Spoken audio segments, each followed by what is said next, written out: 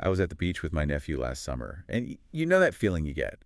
You're trying to build a sandcastle, and the dry sand just slips through your fingers. Right. You can't get any height. None at all. But then you add just a little water, and Oh. suddenly you're building these vertical walls that seem to defy gravity.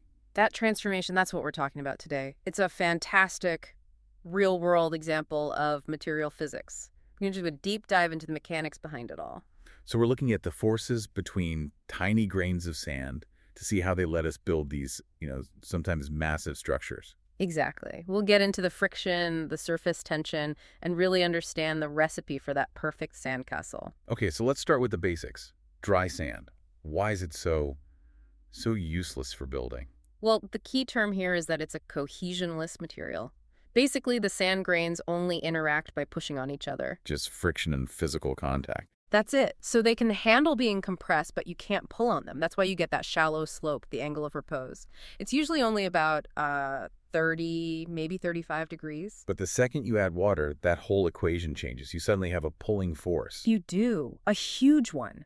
Even a tiny bit of water creates what scientists call a capillary bridge between two grains of sand. And that's just the water clinging between them. Right. And because of water's surface tension, that little bridge tries to shrink, and in doing so, it pulls the two grains of sand tightly together. It's like a microscopic glue. And the strength of that glue is, it's kind of unbelievable, right? I was reading a single one of those bridges can support a force hundreds of times the weight of a grain of sand. Up to 400 times in some cases. It's incredibly powerful. So if it's that strong, why do so many of my sandcastles just collapse? Because it's all about precision. The best sandcastles exist in what's called the pendular regime. That's where you have these perfect isolated little water bridges acting like super glue. And this is where my intuition it completely fails me. Right. Because the research says the ideal amount of water is what? It's shockingly low. It is. It's about 1% water by volume. 1%. I'm definitely using way more than that. I'm probably pouring in 10, 15%. And that's what most people do. But it brings up the big question. Why is less actually more here? Yeah, why? Once you go past that 1% mark, those perfect little bridges start to merge. They overlap. You move into a different phase, the funicular regime. So you're going from tiny dots of superglue to just a puddle. Exactly. And when the bridges merge, you lose the extreme curvature of the water's surface. And it's that curvature that generates the strong pulling force. Yeah. So you're actually diluting the strength. Too much more and you just have a slurry. Wow.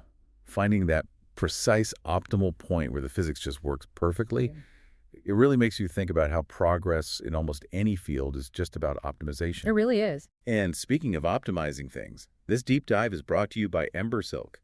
Just like physics defines the optimal structure for sand, Silk helps optimize business structures. If your business needs help with AI training, automation, or figuring out how to integrate intelligent agents to really make an impact, you should check out embersilk.com. So getting back to building, once you have that perfect 1% water ratio, what's next? Compaction, right? You have to pack it down. Yes. And a well-compacted structure can be up to 30% stronger. By packing the grains closer, you shorten those capillary bridges, which actually makes them even stronger. And I found this fascinating. The best way to do it is with your hands. That's right. Using a little plastic spade or shovel actually creates tiny fractures and weak points in the structure. Uniform pressure from your hands is way better. And when you get everything just right, the water ratio, the compaction, the results are just incredible. In experiments, they've built stable sand cylinders 2.5 meters tall with only a 20-centimeter radius. That's amazing. And in theory, it could go even higher. The theory suggests you could get up to 5 meters. 5 meters of just sand and a tiny bit of water. 5 meters, Yeah. It's just wild. And this isn't just for fun at the beach, is it? This has some huge real-world implications. Oh, absolutely. These same principles are fundamental to civil engineering, to geophysics.